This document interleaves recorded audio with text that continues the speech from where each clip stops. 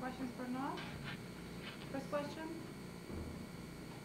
You play a main draw this week, then you've got the Djokovic match, then you've got the Open. How exciting is this stretch for you? Well, a lot is coming my way, and I'm just going to take it one point at a time and enjoy every aspect of it, and it should be good.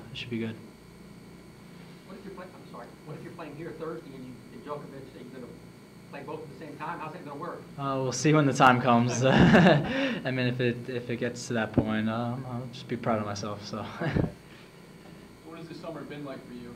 A little bit surreal. I mean, it's been a great tournament at Wimbledon, then to have Kalamazoo to get me into the main draw, and then to be here, of course, in my new second home.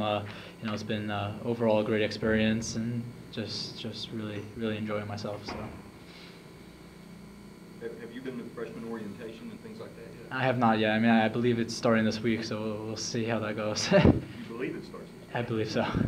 Kind of need to know that. Yeah, I know. How many hours do you have? Not 100% sure yet. You're totally tennis right now. Straightforward tennis. What are your expectations for this tournament next week, too? Well, I haven't played too many ATP tournaments, and obviously the week after will be a Grand Slam. We'll see what my ability has and what my speed can do, but I think I can match up with some of the best tennis players in the world, so we'll see these coming weeks. How excited are you about playing Djokovic? I mean, that's got to be like, oh my God. Yeah, I mean, he's obviously one of the greats of all time, and just a pleasure to be out there with him, and an honor to be on the same court as him, and we'll enjoy ourselves, and it should be good. So what has John McEnroe told you about playing Djokovic? How you getting set or anything? He hasn't given me any specific instructions, but he'll be there, and it'll be great just to have a couple other guys, Edward Norton, all these guys be there, so it should be good. How did that match get set up? It's a benefit. It's for the JMTA. It's just getting a lot of people out there, and I'm not sure how we got all these great celebrities out there, but it should be good. But was it a situation, though, where they came up to you or your parents or whomever and said, we'd like to set up this match with Djokovic? Well, I mean, I play at the JMTA, so I'm there. I work with John, so I mean, to be with Djokovic, I'm not gonna say no to that. It's a great honor. So. Well, that's kind of my question. Was there ever an opportunity for you to say no? I better sit this one out. Probably not. I mean, I'm not gonna say no anyway. So it just so happened that it was a great opportunity for me, so I took it.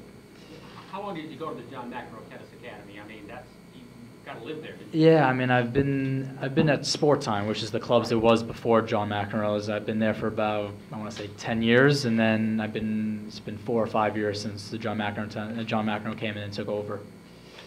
So you weren't saying no. I was not saying no.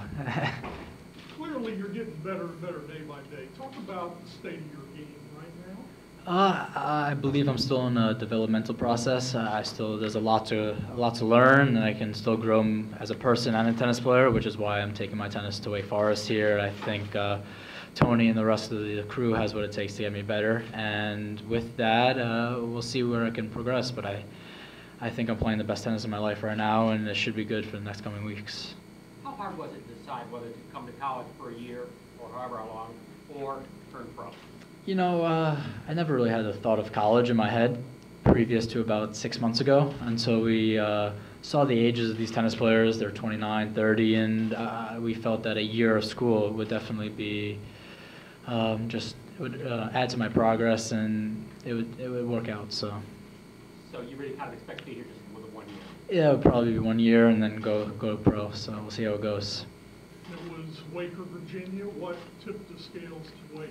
It's a lot of great players at UVA. I really felt a lot of trust between Tony and I felt he had what it takes. And now that Jeremy's here, he's another great part of this staff. And just the team had a lot of camaraderie, great campus. I mean, it doesn't hurt that as an ATP here, but that wasn't the reason. It was just very professional, and they took care of business. So I felt it would be a good place for me. How much of a factor was it to have this ATP tournament here in Winston? It really added nothing to my decision making. I mean, obviously, it just shows they can run a tournament. They have the facilities needed for a tournament like this, but it had no decision towards Wake Forest. Tony said he showed you pictures of what the new stadium's going to look like, or Yes. drawings anyway.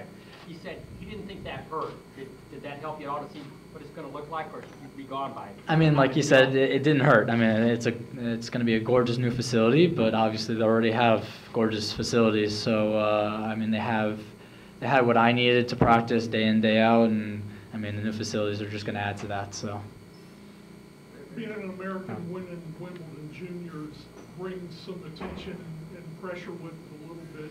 How do you plan to embrace that? you know, I was a little under the radar before that, I would say, and it adds a little spotlight. Obviously, some wild cards come with that, but besides that, just more support, and it's always great to have, and especially towards American tennis, since we're a little desperate at the moment, but so we'll see what we can do. Yeah, I'm wondering about your teammates here at Wake Forest. You're saying you're probably going to be gone in a year. These guys are likely going to be here for 4 years. How Right. do you handle that? You know, I'm going to do whatever it takes to get this team better for a year, and hopefully that will add to bringing more recruits later on. And we're going to build as a team and grow as a team, and then after a year, that's it. But I'll always keep in touch with them and always be there for them, but I'm going to do what's the best for me. How many have you met? Have you met all of your teammates? Yeah, when I took my recruiting trip, I met all of them, and obviously just closer to some of them because they played junior tennis as well. They played some of the same tournaments, and obviously most of them, I believe 4 of them are playing this tournament right now, so I've gotten to know them pretty well. Noah, what do you think of your first round match with Bradley Kahn, a guy that was an NCAA champion? Yeah, and I mean, it would just be, I think it's a great debut for me, and I think I can definitely show everybody what I have, and I mean, he's a great player. He shows the results, and been inside the top 100, so we'll definitely see this coming probably tomorrow. So. What does it mean for you to have this match in your second home here in Winston-Salem? Yeah, I mean, it just adds to it, hopefully a lot of support just from Wake Forest. It would just be good to represent them and do what I can to make them proud. You got some black and gold to wear for the match? I'm not sure. I'm still going to be wearing my Adidas for the time being, and then switch to Nike as soon as I come in. Question?